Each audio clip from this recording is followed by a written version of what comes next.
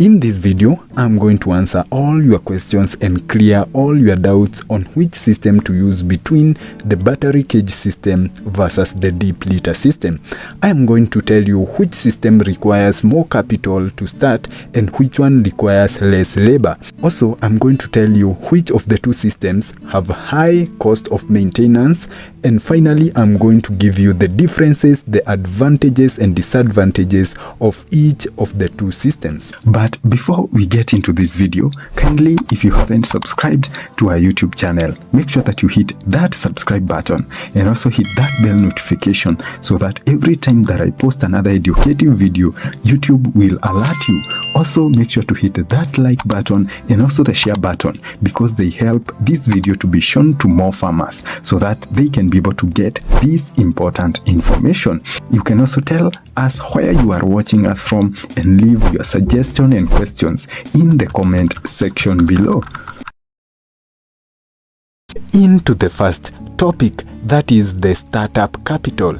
The battery cage system requires way more cash to start because the cages are very expensive. For example, a cage system for 300 birds here in Kenya can go up to $900. This does not include the cost for setting up the automatic drinkers and feeders. These and other factors makes the battery cage system very expensive to start. For the deep litter system, the cost is way low because you can make your own feeders and drinkers. Also, the deep litter system does not require a lot of infrastructure, therefore making it way less costly to start compared to the battery cage system. Let's get into the second topic, and that is the labor needed in each system. The labor in the deep litter system is quite more than in the battery cage system. This is because, for example, the egg collection in the battery cage system is easy. Also, there is no need to give the water and feeds manually because most of the battery cage systems are automated. But in the deep litter system, you must fill the feeders and the drinkers. But you'll find that some farmers are able to automate the drinkers, therefore reducing quite some labor in the deep litter system. Also, in the deep litter system, you must clean the feeders and the drinkers. In addition, in deep litter system, monitoring the chicken is also quite some work. Into our third topic, that is hygiene. The deep litter system is quite low in hygiene because chickens stay on their poop, but for the battery cage system, the poop collects underneath the cages, making them more clean. Eggs will also be clean in the battery cage system than in the deep litter system. It's also easier to clean manure in the battery cage system because you just sweep beneath the cages, but for the deep litter system it becomes quite hectic. However, on the other hand, the manure from the deep litter system is of more quality compared to that of the battery cage system. This is because the mixture of the manure in the deep litter system with the litter makes it to be dry and readily usable in the farm compared to the wet manure in the battery cage system. The next topic is about the disease control. Here is where the battery cage system beats the deep litter system 10-0. This is because in the deep litter system, chickens defecate and the poop mixes with the spilled water. Therefore, the chickens are in a high risk of contracting infections like coccidiosis and the chronic respiratory diseases, which is a disease that is caused by high amounts of ammonia concentration. Also, due to increased movement in the deep litter system, there is a high risk of disease transmission. A transmission rate is lower in the battery cage system because chickens are enclosed in cages. Also, under disease control, it is easier to identify sick birds in the deep litter system. This is because when you get into the chicken coop, all the birds will tend to move. Therefore, you will identify the depressed, lonely bird that is not moving together with the other chickens.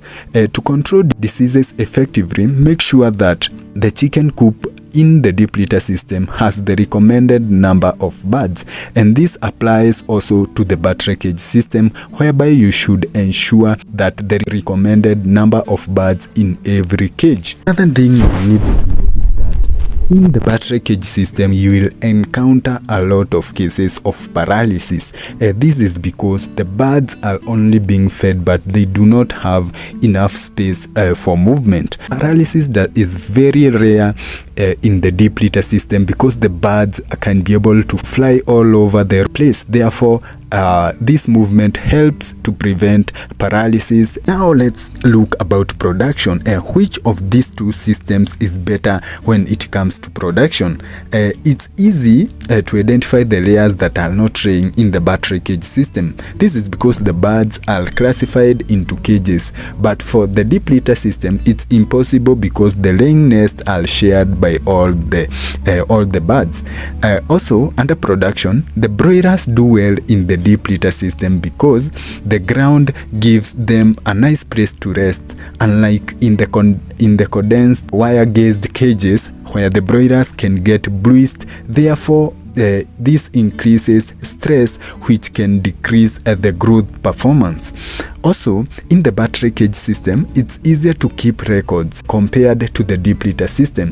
This is because the battery cage system is divided into units containing specific number of bird per cage. Another thing you need to know is that layers in the deep litter system tend to become broody compared to battery cage system. Therefore, there can be a decrease in the egg production more in the deep litter system as compared to the battery cage system. The major disadvantage of the battery cage system when it comes to production is when the water nipples get an airlock and the water doesn't come out. This makes the birds thirsty, therefore decreasing production. You have to keep checking the nipple for the airlock frequently to prevent this problem, which can bring a decrease in egg production or even growth rate in the broilers.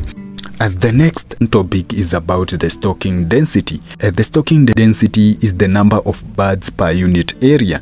If you do not have a big size of land, for example in the urban areas, then of course you are going to go for the battery cage system. But if you are in the urban areas where you have plenty of land, you can go for the deep litter system. Stocking density is a very influential factor that can determine whether you are going to get profits or losses. So you must be able to know the correct number of birds that you are going to keep in your chicken coop if it is for the deep litter system, or the number of chickens you are going to keep in each and every cage and in the battery cage system.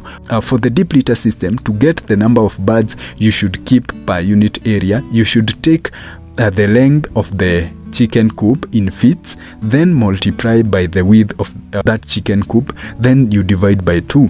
By doing that, you are going to get the number of birds you should keep in that chicken coop. The final and one of the most important topic is about the animal welfare. Animal welfare organizations in various countries have banned the rearing of chicken in the battery cage system because it undermines the welfare of the birds.